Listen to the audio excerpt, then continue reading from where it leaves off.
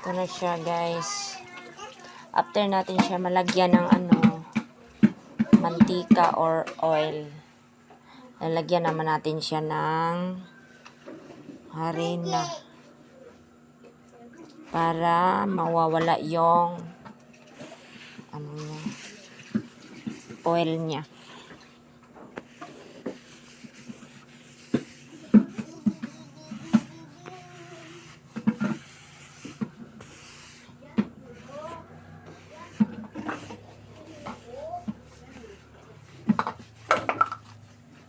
Ito guys, yan ang minasa.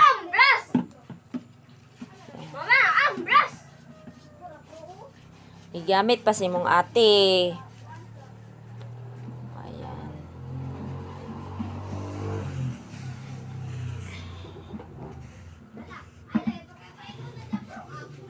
Katapos nito guys, paiinitin pa tong bakal. Saka pa siya luluto ng wrapper.